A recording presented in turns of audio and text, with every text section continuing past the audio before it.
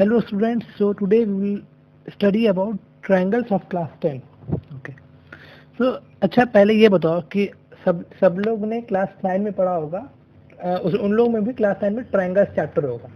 तो क्लास 9 में हमारा था कन्ग्रुएंट ट्रायंगल्स करके टर्म आया था, कन्ग्रुएंट ट्रायंगल्स। तो ये बताओ क्या होता है कन्ग्रुएंट ट्रायंगल्स है, और 10 में हम लोग को पढ़ना है similar triangles. Okay, similar triangles. So congruent triangle, similar triangles. Congruent triangles मतलब था, मैं फिर से एक बार छोटा सा रिकैप देता हूँ ताकि आप लोग को आगे क्लियर रहे। Congruent triangles have definite shape and size. अभी सिमिलर ट्रायंगल्स के बारे में हम लोग अभी देखते हैं, इसके बारे में हम लोग देखते हैं। अच्छा एक बात बताना कि ये लाइन और एक मैंने ये लाइन बनाया, तो ये दोनों लाइन में मैं अगर कोई सवाल पूछा है दोनों के बारे में कि आर दे कन्ग्रुएंट, और एक लोग ने सवाल पूछा आपसे कि आर दे सिमिलर। ऑल्दो आपको भी सिमिलर ट्रायंगल्स का मतलब मैंने अभी आपको डेप्थ नहीं बताया है, बट देख लो। तो आर दे कन्ग्रुएंट, तो आर दे सिमिलर, तो पहले सिमिलर को हटा दो, आप हटा दो यहाँ से। अब ट्रायंगल पहले आप देखो कन्ग्रुएंट है कि नहीं। कन्ग्रुएंट के लिए मैंने क्या बताया, डेफिनिट शेप हैव सेम कर लो, सेम शेप तो है, मतलब ये अगर लाइन है तो ये भी लाइन है, लेकिन साइज जो मैंने वो ऑब्वियसली दिख रहा है हम लोगों को कि ये छोटा है और ये बड़ा है, तो ये कन्ग्रुएंट तो नहीं होगा, तो हम लोग इसका जवाब देंगे नो। आते हैं हम लोग सिमिलर पे, सिमिलैरिटी है ना। तो मैं बता दूं इसका आंसर, तो यस दे आर सिमिलर। ये सिमिलर तो है, मैं बताता हूँ सिमिलर होता क्या है, तो आपको समझ में आएगा। इसको एक एग्जाम्पल है कि आप लोग एज्यूम कर पाओगे, आप लोग समझ पाओगे। Yes they are similar, okay similar. तो क्या होता है कि सिमिलर मतलब होता है कि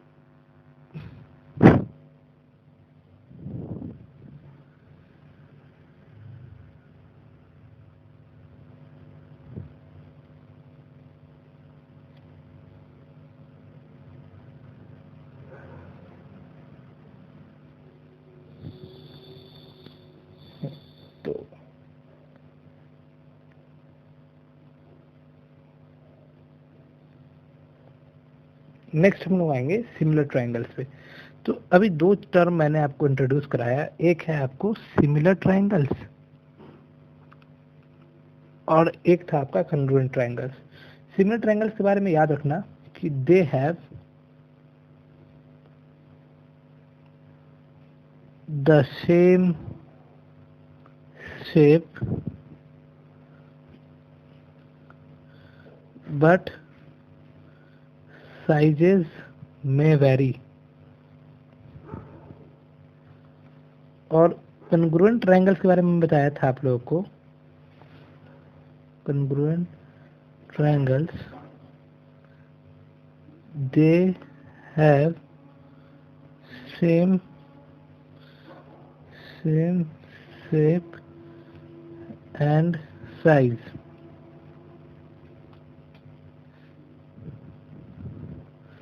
अब समझ में आया कि ये जो है ये इसको हम लोगों ने क्यों नहीं बोला, इसलिए हम लोगों ने नहीं बोला क्योंकि ये कन्ग्रुएंट तो नहीं था, क्योंकि साइज सेम नहीं था, बट ये सिमिलर जरूर है क्योंकि ये शेप तो एक ही है बट साइजेस वेरी कर गए यहाँ पे। तो यस दे आर सिमिलर। इसी में एक लेते हैं एग्जांपल, ये इसको अच्छे से करता हूँ मैं।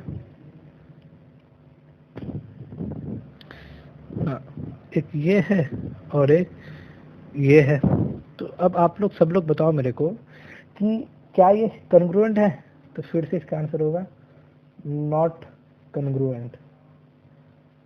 लेकिन मैं पूछूं कि क्या ये सिमिलर है, तो मैं बोलूंगा yes they are similar.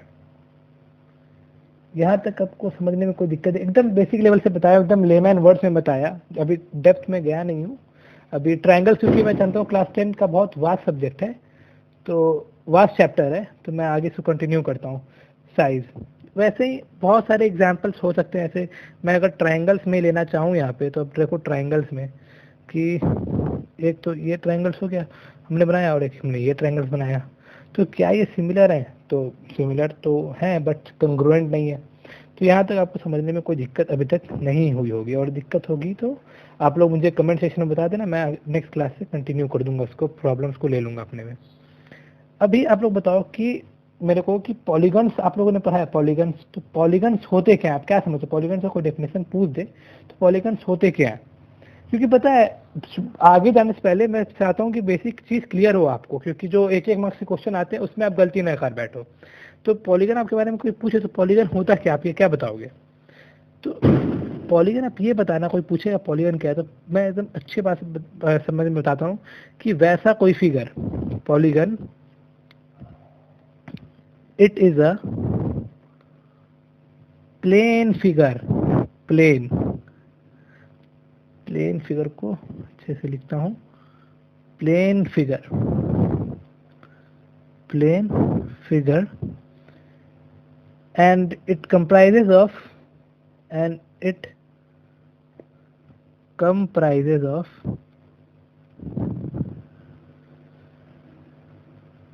straight line segments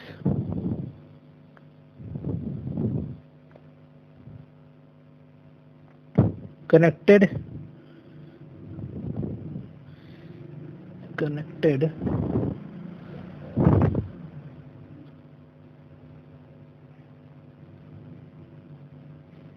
in such a way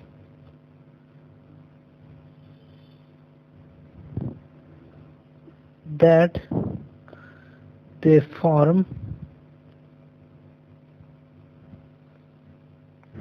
closed figure। तो क्लोज फिगर तो समझे ना आप लोग? क्लोज फिगर कहने का मतलब कि अगर मैं इस चीज को लूं, इस चीज को लूं, गलती हो गई, मैं अगर इस चीज को लूं और मैं अगर इस चीज को लूं, तो ये पॉलीगन है, बट ये पॉलीगन नहीं है। पहला बात तो स्ट्रेट लाइन सेगमेंट से नहीं बना है, दूसरा चीज क्या है, ये क्लोज्ड फिगर नहीं बना रहा है। फिर किसी कोई बच्चा आया, कोई बच्चा ने किया कि ऐसे ले लिया भाई, सिंपल ले लेता हूँ एक, ये हटा दो, कोई आया और किसी ने लिया, ये ले लिया, ऐसे कर दिया, ऐसे कर दिया, ऐसे कर दिया, ऐसे कर दिया, तो यार क्लोज फिगर तो नहीं बन रहा ना, तो ये पॉलीगन नहीं होगा। यहाँ तक आपके मैं बेसिक्स क्लियर किया, एकदम जो मेन बेसिक चीज़ है वो मैंने क्लियर किया है। तो अब मैं बताता हूँ कि टू पॉलीगन्स को हम लोग सिमिलर कब बोलेंगे। तो पहले टू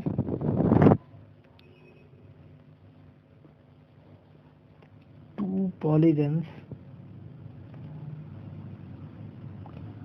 are similar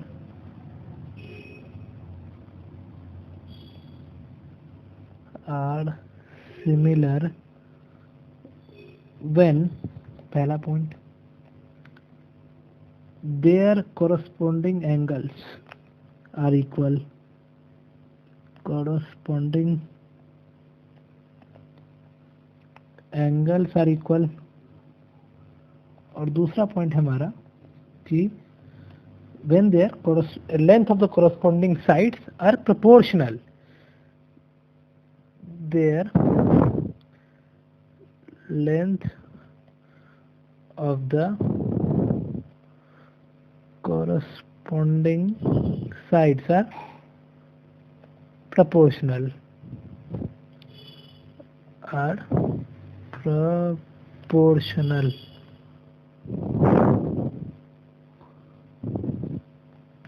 यहाँ तक समझने में कोई दिक्कत नहीं हुई होगी। यहाँ तक मैं बोल रहा हूँ ना, इस टर्म को ना, प्रोपोर्शनल वर्ड को बहुत अच्छे से इसको समझ लेना है। लेंथ ऑफ द करस्पॉन्डिंग से अगर प्रोपोर्शनल बोला है, वैसे ही अब ट्रायंगल्स के बारे में बोलूं कि two triangles are similar when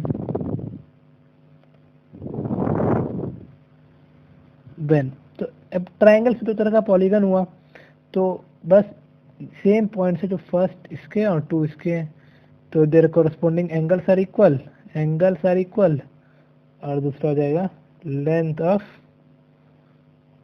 corresponding sides are proportional. मैं प्रोपोर्शनल को बार बार बोल रहा हूँ, अच्छे से याद कर लेना, दो पॉइंट को अच्छे से याद कर लेना,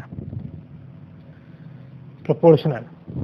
अब आगे चलते हैं, जो डेप्थ में चलते हैं कि सिमिलर ट्रायंगल्स, ये तो सिमिलर ट्रायंगल्स के बारे में मैं आपको बता चुका हूँ कि सिमिलर कब कहेंगे, तो सिमिलर तब कहेंगे जब कोरस्पोंडिंग एंगल्स इक्वल हो और length of the corresponding sides proportional हो।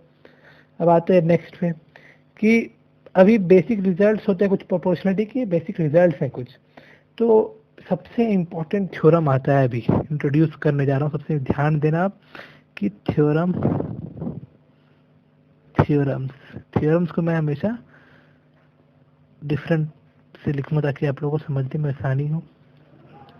थ्योरम्स, पहला है हमारा basic proportionality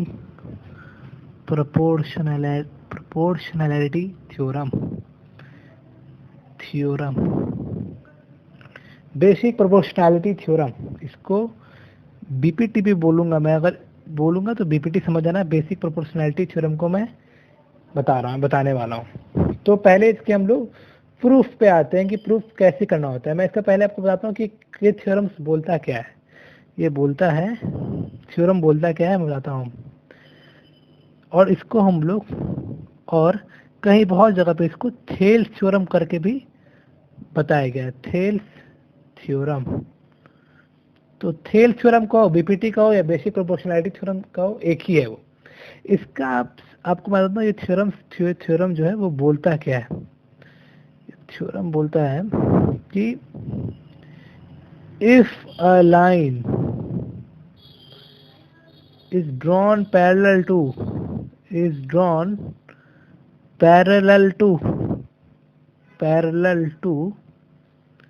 one side of a triangle, and intersecting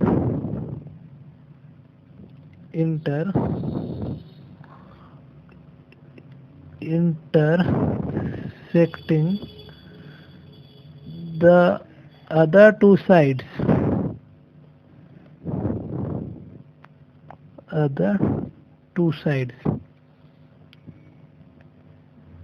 then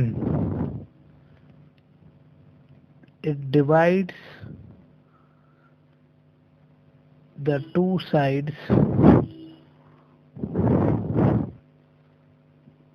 in the same ratio। देखो क्या बोला कि if a line is drawn parallel to a triangle, parallel to one side of a triangle, तो आपको बस अभी बेसिक आइडिया, अभी next page में इसको प्रूफ करेंगे हम लोग। ये देखो ये ट्राइंगल हुआ, अभी बोला गया कि if a line is drawn parallel to one side of a triangle, one side of a triangle से हमने ये लाइन ड्रॉ किया। ये देखो, अब ये जो लाइन है, ये लाइन इसके पैरेलल लाइन है, तो इसको हम लोग ऐसे रिप्रेजेंट करते हैं, आप लोगों को पता होगा। अभी क्या है कि बोल रहा है कि if a line is drawn, हमने पैरेलल लाइन ड्रॉ कर दिया, and intersecting the other two side, other two side बिल्कुल, हाँ जी इंटरसेक्ट किया है, ये ए बोलता हूँ मैं, ये किसी ने आके बी बोला है और ये सी बोला है, तो हाँ भाई अगर मैंने लाइन ड्रॉ किया है तो ये ए बी और ए सी को दो इंटरसेक्ट कर रहा है, दो साइड से। इट तो होगा क्या, इसका कंडीशन, एक कंडीशन हमारा था गिवन, अब अभी होगा क्या फिर, then divide the two side in the same ratio. तो क्या होगा कि जो साइड है ना, मान लो अब ये कोई पॉइंट मैंने लेता हूँ कि ये डी है, ए बी सी हो गया, डी ई ले लेता हूँ इसको, तो बोला है then it divides the two sides in the same ratio. मतलब डिवाइड क्या किया, देखना आप कि एक ए डी डिवाइड मतलब क्या, डिवाइड कैसे किया, ये इस साइड को एडी और डीबी में डिवाइड किया और इस साइड को एई और इसी में डिवाइड किया। तो बोल रहा है कि ये जो है अभी साइड को दो सेम रेशियो में डिवाइड करेगा। तो मतलब इसके कहने का मतलब क्या है, पहले आप एम समझना, एम क्या बोलना चाहता है, A D by D B is equal to A E by E C, A E by E C, ये हमारा एम है। इसको आप लोग समझ के रखना। मैं नेक्स्ट पेज में चलता हूँ, प्रूफ कैसे करना है। अगर आपसे पूछेगा कि बेसिक प्रोपोर्शनैलिटी थ्योरम को आपको प्रूफ करना है, तो पहले आप थ्योरम लिख के इसको लिखोगे। ये बहुत सीख लो, क्योंकि इस पे मार्क्स मिलते हैं और इस पे भी कटते भी हैं। आपको ये जरूर लिखना है, पहले स्टेप वाइज चलना है। पहले आपको से थ्योरम क्या, थ्योरम की स्टेटमेंट क्या थी वो आपको लिख देनी है। अगले में आपको मैं एकदम वही मेथड से बताऊंगा जिस तरह से आपको एग्जाम में लिखने हैं। तो आइए नेक्स्ट पे चलते हैं। नेक्स्ट हम लोग लिखेंगे गिवन। तो मैंने आपको गिवन बताया ही था कि गिवन क्या था। अब इस पर आता हूँ। Given given a triangle A B C in which, parallel बोला था कि पैरेलल लाइन ड्रॉ करना है कोई एक साइड के ट्रायंगल के। तो इन विच डी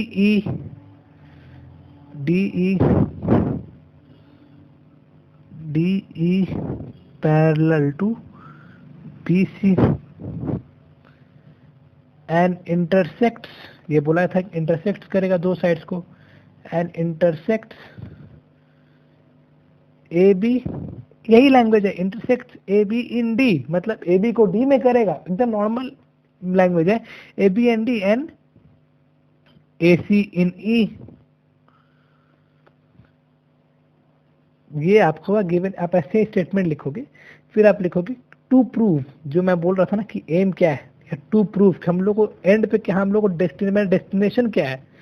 मैं कुछ प्रॉब्लम सॉल्व करूंगा तो मैं देखूंगा ना कि मेरा एम क्या है, मेरे को कहाँ तक पहुंचना है, कुछ प्रूव करना है, किसी चीज को लेकर दिमाग में रख के मैं आगे बढ़ूंगा ना। तो टू प्रूव लिखता हूँ।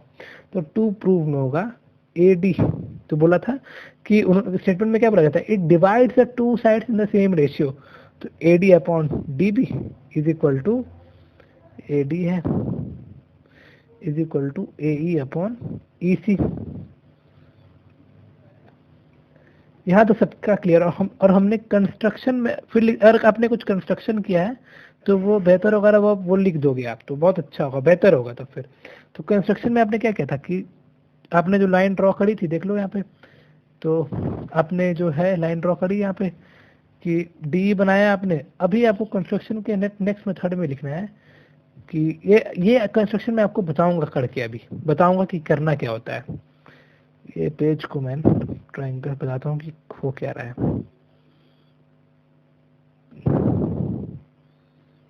ये हमारा ट्रायंगल है और ये हमने एक लाइन खींच दी एकदम इसके, मतलब अभी तो उतना स्ट्रेट नहीं हो पाता है, बट फिर भी मैं जितना ट्राई हो सके करता हूँ। ट्रायंगल हमने कर दिया। अब हमको करना है कि एक लाइन ड्रॉ करना है इसके पैरेलल, इसके पैरेलल होना चाहिए। ये लाइन हमने मान लो पैरेलल ड्रॉ किया। अब कंस्ट्रक्शन में क्या है कि जो बीई लाइन है ना, जो आप बीई देख रहे हो, तो इसको लेके आप उसको वहाँ पर आपको उस एंड पे आपको मिलाना है, और जो ये है इसको हमको इस एंड पे मिलाना है। ये आपको मिल करना है। और ये था हमारा ट्रायंगल को पहले नेम कर देता हूँ। ये ए है, ये बी है और ये सी है, ये हमारा डी है और ई है। अब हमें क्या करना है कि डी ई को ज्वाइन करना है, सी डी को ज्वाइन करना हमने कर दिया। फिर दूसरा एक काम है कि इस ए डी, इस ए बी पे ई से परपेंडिकुलर ड्रॉ करना है। तो परपेंडिकुलर मेरा कुछ ऐसा होगा, ये पॉइंट से लेके हमने चला तो ये कुछ परपेंडिकुलर ऐसा होगा। मैं तो फिर एक बार यहाँ से कुछ ऐसा परपेंडिकुलर होगा, लेके चलो ये परपेंडिकुलर हम होगा हमारा। तो ये हमने माना कि ये हमारा जो ट्रायंगल है वो है परपेंडिकुलर। ई से लेके ए बी पे परपेंडिकुलर ड्रॉ करना है, उसी तरह डी से लेके ए सी पे परपेंडिकुलर ड्रॉ करना है। तो डी से ए सी पे परपेंडिकुलर ड्रॉ किया मैंने, तो ये हमारा कंस्ट्रक्शन पूरा हुआ। तो मैं नेमिंग कर देता हूँ क्या क्या था। हमने ई से परपेंडिकुलर ड्रॉ किया तो ए बी सी डी ई हो चुका है, तो मैंने इसको एफ कर दिया और इसको फिर जी कर दिया। अब ये दोनों परपेंडिकुलर थे तो परपेंडिकुलर साइन बना दिया ऐसे, एकदम सिंपल सिंपल। अब कंस्ट्रक्शन किया है तो मैं सबके इजी, ताकि सबको इजी समझ में आए, इजीली समझ में आए, मैं यहाँ पे डॉटेड डॉटेड लाइन से मार्क कर देता हूँ। डॉटेड लाइन से हमने मार्क कर दिया।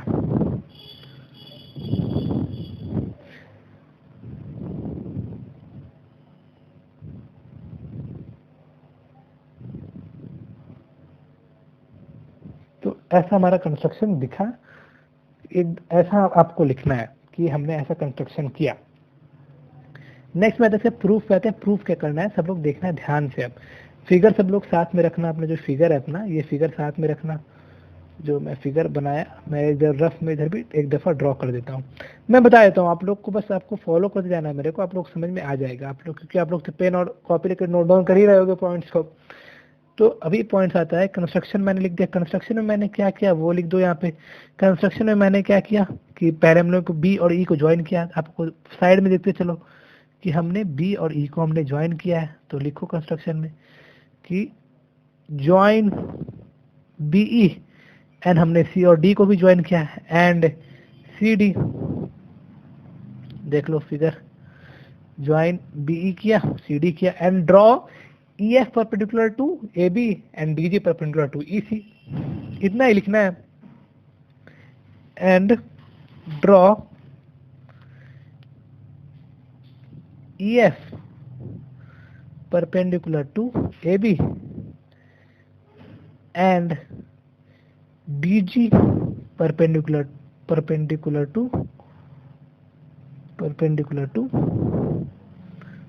CA। अच्छा, ये जो साइन है ये परपेंडिकुलर का साइन होता है ना, ये वाला पता ही होगा खैर।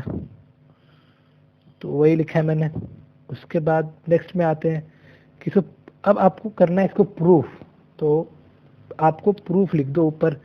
प्रूफ करना है तो प्रूफ लिखो। प्रूफ, चलो आप देखो सेक्शन ईएफ जो है, सेक्शन ईएफ जो है, मैं बस बोलते थे ना, मैं लिखते जाऊंगा। सेक्शन ईएफ जो है आपको दिख रहा है वो परपेंडिकुलर है एबी के, है ना। तो देयरफॉर ईएफ जो है हमारा वो ए डी ई, अगर कोई ट्रायंगल होगा ए डी ई ट्रायंगल होगा तो उसका हाइट हो गया ईएफ। यही होता है ना हाइट, ये इसके परपेंडिकुलर है तो ये इसका हाइट हो गया ना, इस ट्रायंगल का भी हाइट हुआ, इसका भी हाइट हुआ, तो हाइट हो गया। तो अगर मैं बोलूं कि height of triangle A D ई क्या होगा, तो वो होगा हमारा ईएफ। और यही हाइट इस डी बी ई का भी हाइट होगा। वो डी बी जो आपको दिख रहा है राइट एंगल ट्रायंगल टाइप, उसका भी हाइट होगा। समझ रहे हो ना। ए डी ई का भी हाइट होगा। ए डी छोटा सा ट्रायंगल जो है ए डी ई का भी हाइट है, और फिर डी बी ई का भी हाइट है, ये इसका भी हाइट हो गया। ये क्योंकि ये ऑब्ट्यूज एंगल है ना, दिख रहा है ना आपको, ये देखो आप, ये ऑब्ट्यूज एंगल है। तो ऑब्ट्यूज एंगल का जो हाइट होता है, जो परपेंडिकुलर हम लोग ड्रॉ करते हैं कोई पॉइंट से, वो उसके बाहर लाई करता है। इसको एक्सटेंड करते हैं, याद आ रहा है पहले हम लोग 7th 8th में कंस्ट्रक्शन करते थे, हम लोग इसको ड्रॉ एक्सटेंड कर देते बाहर, और उससे परपेंडिकुलर हम लोग आ जाता वहाँ पर, उस पॉइंट पर हम लोग को टच करा देते।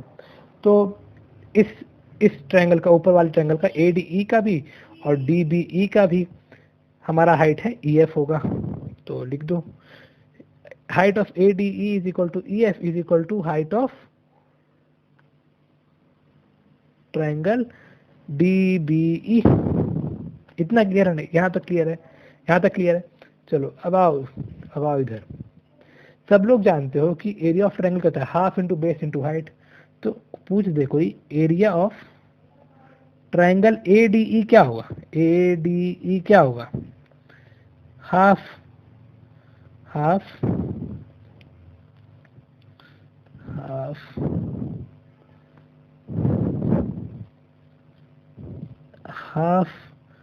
Into B into H of ADE लिख देता हूँ ऐसे, height of ADE।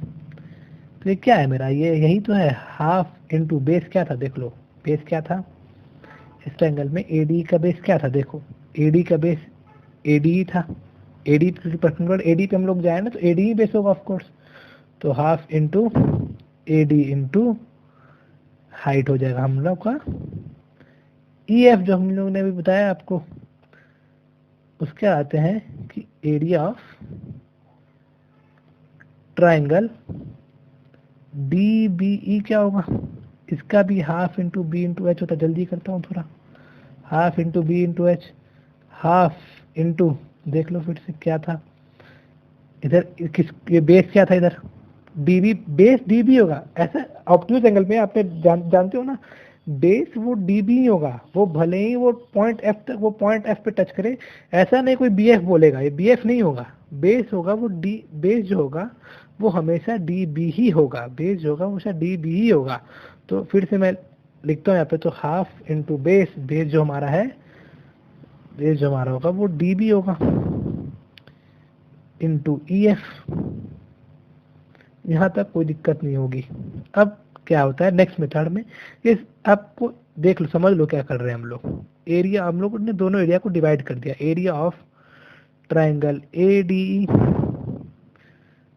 Upon area of triangle D B E, D B E, D B E divide करने में 1/2 कट जाएगा, ई एफ कट जाएगा तो क्या बचेगा, A D upon D B, इसको हमने इक्वेशन 1 बोल दिया। आगे नेक्स्ट में चलते हैं, वैसे ही मतलब हम लोग सिमिलरली लिखेंगे, क्योंकि ये अब देखो आप, मैं सिमिलरली क्यों लिखा हूं,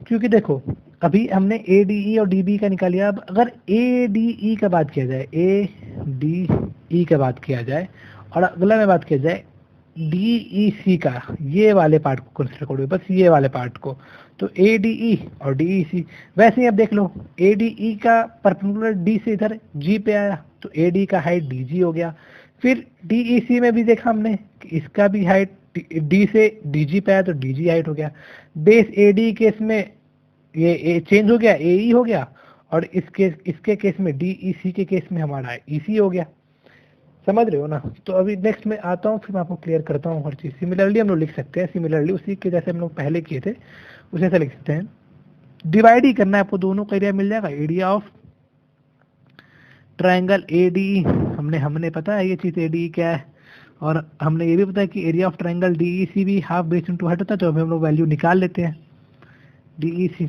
तो half into base into height, हमने पता किया कि ए डी का एरिया होता है हाफ इंटू ए ई इंटू डी जी, और इसका होता है हाफ इंटू बेस जो हमारा होगा ई सी, और हमारा परपेंडिकुलर हो जाएगा डी जी। देख लो क्लियर हो जाएगा सब चीज़ यहाँ पे। फिर से एक बार देखो, अब height of triangle A D E is equal to D G. अब डी जी जो है वही तो हाइट है ना, डी ई सी का हाइट वही है, डी ई सी का भी हाइट वही है, डी जी ही है, ये क्लियर हुआ। और ए डी ई का भी डी से ड्रॉ करें तो ए जी ही है, ये क्लियर हो गया होगा यहाँ तक ना। तो height of triangle A D E is equal to height is equal to D G is equal to height of triangle, height of triangle D E C. कोई दिक्कत नहीं हुई होगी।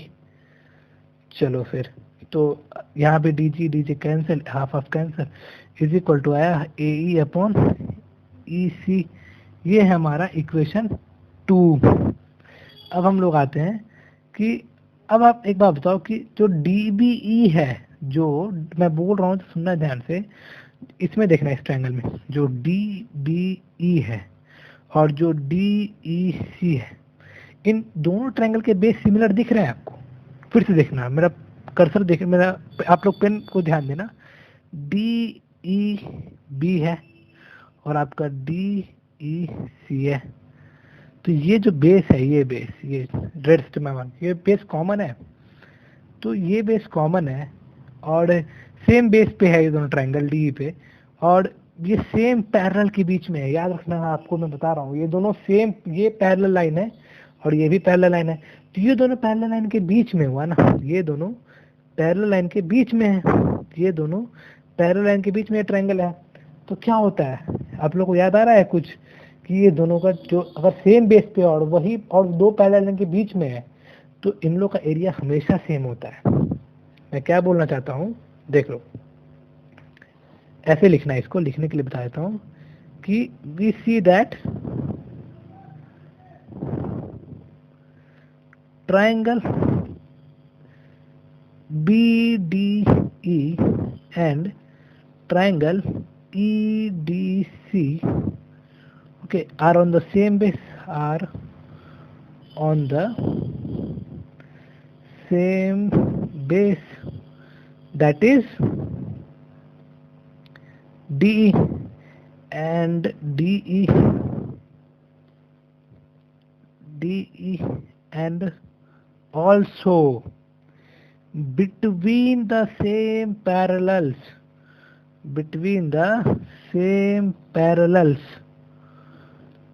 therefore we can say that area of triangle ADE लिख दिया, गलती हो गई, area of triangle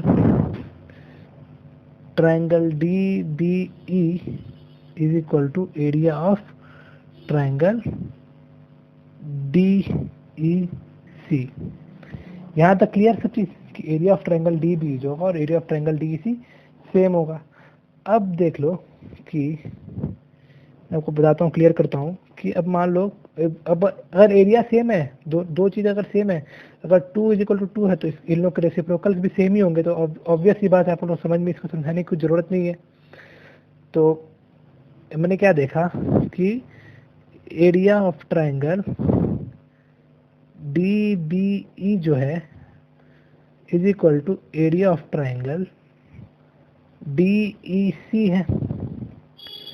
Therefore 1 by area of triangle DBE is equal to 1 by area of triangle DEC। Clear? तो हमने रेसिप्रोकल लिया, कुछ नहीं किया, हमने रेसिप्रोकल लिया, रेसिप्रोकल हमने लिया, हमने रेसिप्रोकल लिया, रेसिप्रोकल लिया। अब हम लोग ने दोनों साइड से मल्टीप्लाई कर दिया ट्रायंगल AD से, तो multiplying both side by area of triangle ADE upon area, इधर लेफ्ट हैंड साइड क्या हो जाएगा, एरिया ऑफ, ऊपर में 1 की तरह एरिया ऑफ ट्रायंगल ADE हो जाएगा और नीचे सेम रहेगा DBE हो जाएगा, इधर भी वही आएगा, एरिया ऑफ ट्रायंगल ADE हो जाएगा और इधर हो जाएगा एरिया ऑफ ट्रायंगल, मैं एरिया को शॉर्ट में AR लिख रहा हूँ ना, ये तो सिंबल आप देख रहे हो, AR लिख रहा हूँ, तो एरिया ऑफ ट्रायंगल DEC हो गया, तो अभी ये वैल्यू से कुछ याद आ रही है, ये वैल्यू कहाँ आपको आई थी, ये वैल्यू, आ जाओ ऊपर आ जाओ, एरिया ऑफ ट्रायंगल AD और एरिया ऑफ ट्रायंगल DB यही सेम चीज लिखा है, उधर यही सेम चीज लिखा होगा, आप देख लो, एरिया ऑफ ट्रायंगल AD हाँ भाई है, एरिया ऑफ ट्रायंगल DB भी भाई है, तो जिसकी वैल्यू क्या आई थी AD अपॉन DB, तो बस अपने को उधर ही रख देना है, is equal to AD upon DB। अच्छा, यहाँ पर आप लोग लिख देना, मल्टीप्लाइंग बाई, ये लिख देना, आप लोग बगल में लिख देना, सही रहेगा, ट्रायंगल एरिया ऑफ ट्रायंगल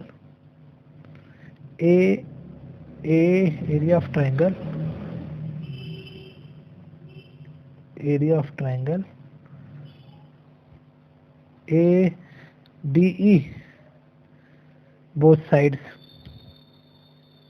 ये लिख देना आप लोग, तुमने मल्टीप्लाई किया तो लिख देना। अब एरिया ऑफ ट्रायंगल AD, ये वाला टर्म है जो राइट हैंड साइड पे, इसका वैल्यू भी हमने निकाला है, आप लोग को याद होगा तो, इसका वैल्यू भी हमने निकाला है, AD DEC का वैल्यू हमने AE बाई EC निकाला है, ये देख लो, तो हमारे पास सारे डेटा आ गए, अब देख लो हम लोग को सब यहाँ से मिलते जा रहे हैं। चलो is equal to A E upon E C, A E upon E C. लो भाई हमारा प्रूफ यही तो करना था हम लोग को प्रूफ कि भाई हमारा ए डी अपॉन डी भी हो जाए और A is equal to A E upon E C हो जाए। क्योंकि आप देखो हमारा ट्राइंगल्स में बोल रहा था वो कि वो सेम रेशियो में डिवाइड करेगा टू साइड्स के जिसमें वो इंटरसेक्ट करेगा। तो देख लो यही था कि ए डी अपॉन डी भी होना चाहिए और is equal to A E upon E C होना चाहिए। हमने यही प्रूफ कर दिया, यही हमारा इस बेसिक प्रोपोर्शनैलिटी थ्योरम का प्रूफ हो गया। समझे? आपको जल्दी से इसका मैं बस लास्ट हो गया, थोड़ा ध्यान देना लास्ट टाइम पे मैं बता रहा हूँ कि क्या हो रहा है। कि अगर आपको इसका उल्टा करके पूछ दे कोई कि मान लो मैं कोई बोल दिया आपको कि आपको एक ए बी सी ट्रायंगल दे दिया गया भाई, और ये जो ए बी सी ट्रायंगल दे दिया गया और ये जो डी ड्रॉ कर दिया जो कि बी सी के पैरेलल है, जो डी बी सी के पैरेलल है, और ये जो है और जो पैरेलल है जो ड्रॉ किया बीसी के वो ए बी और ए सी को डी और ई पे काट रहा है। हाँ भाई काट दिया। तो फिर क्या होगा? तो आप लोग बोलोगे कि देन हम लोग को एक तो पता ही है कि ए डी अपॉन डी भी हो जाएगा, ए डी अपॉन डी भी हो जाएगा और ए ई अपॉन ई सी हो जाएगा, है ना? तो इससे देखो इससे हम लोग और क्या क्या चीज डिराइव कर सकते हैं, है ना? अब देखो कि अगर दोनों तरफ हम इस इक्वेशन में दोनों तरफ 1 ऐड कर दें तो 1 plus A D upon D B, 1 plus A D upon, देखना ध्यान से भी, 1 plus A D upon D B is equal to 1 plus A E upon E C. क्या बन के आ गया बताओ? ये बन के आ गया हमारा A B A D D B plus A D, ऊपर चलो ऊपर लिख देता हूँ, यहाँ से ऊपर लिख देता हूँ, चलो आ जाओ, D B plus A D upon D B is equal to E C plus A E upon E C. इसको ए ई सही से कर दो तो वो क्या हो गया वो टर्म, मैं इसको इससे लिखता हूँ, वो क्या टर्म हो गया देखो बताओ, A D B plus A D, D B और ए डी क्या टर्म हो गया? ए बी हो गया, तो हो गया A B upon D B is equal to A C upon E C plus A C हो गया हमारा ए सी, तो ए सी अपॉन ई सी। समझ रहे हो, है ना? तो अभी दूसरे में तुरंत एक और चीज देख लो कि हमारा था मेन इक्वेशन था हमारा कि A D upon D B जो हमने डिराइव किया था ना अर्लियर, तो we have derived just a second, A D upon D B is equal to A E upon E C, ये डिराइव किया था ना। तो इससे हमको एक केस आ गया, मेरे को एक केस जो मेरे को इम्पोर्टेंट केस आया कि 1 ऐड किया तो हमको पता चल गया A B by A D is equal to A C by A E भी हो गया 1 ऐड करने पे, ये भी पता चल गया। और एक और केस आ सकता है हम लोग को, बताओ क्या, किसी को कुछ आइडिया?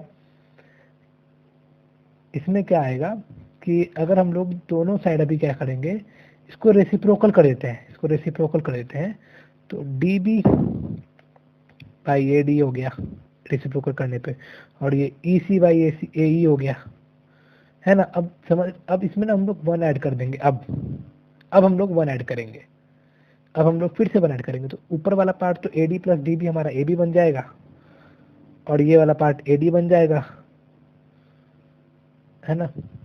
और नीचे वाला पार्ट एक सेकंड डी बी था ना, सॉरी ये हम लोगों ने यहाँ पे एक चीज गलती कर दी, यहाँ पे हमने प्रूफ किया था अभी पहले डी बी अपॉन ई सी।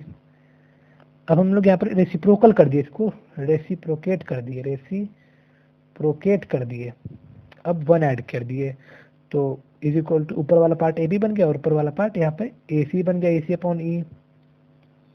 तो दो इंपॉर्टेंट रिजल्ट अपने को दिखने को मिले। कोई पहला रिजल्ट था हमारा, देखना वही पहले से ही पहला रिजल्ट आया अपना, इसको यूज करके A D upon T B is equal to A E upon E C को यूज करते हुए दो इंपॉर्टेंट रिजल्ट हमने डिराइव करे। A B upon D B is equal to A C upon E C. Second था हमारा कि A B upon A D is equal to A C upon A E. ये E है यार, थोड़ा सा लिखने में दिक्कत हो रही है, लेकिन ये ई है, कंफ्यूज मत हो जाना, ये ई है। तो बस ये भी ई है हमारा, ये हमारा ई है, ए सी अपॉन ए ई। तो यहाँ पर हुए हमारे बेसिक प्रोपोर्शनैलिटी थ्योरम या बीपीटी थ्योरम ये कह लो या फिर थेल्स थ्योरम कर लो, यहाँ पे हमारे कंप्लीट हुए। तो इसका हम लोगों ने अब आपको हम लोग क्वेश्चन सॉल्व करेंगे, जो नेक्स्ट क्लास हम लोग क्वेश्चन सॉल्व करेंगे। तो कम से कम आप लोग उसको रिवाइज करके करना, तो हम लोग नेक्स्ट क्लास से और कुछ क्वेश्चन प्रैक्टिस कर लेना एनसीईआरटी लेवल के या फिर आर एस रवान से, जहाँ से आपको करने का मन करे वहाँ से आप करके करना। फिर हम लोग नेक्स्ट क्लास से हम लोग इसको डिस्कस कर लेंगे हम लोग। चलो ओके।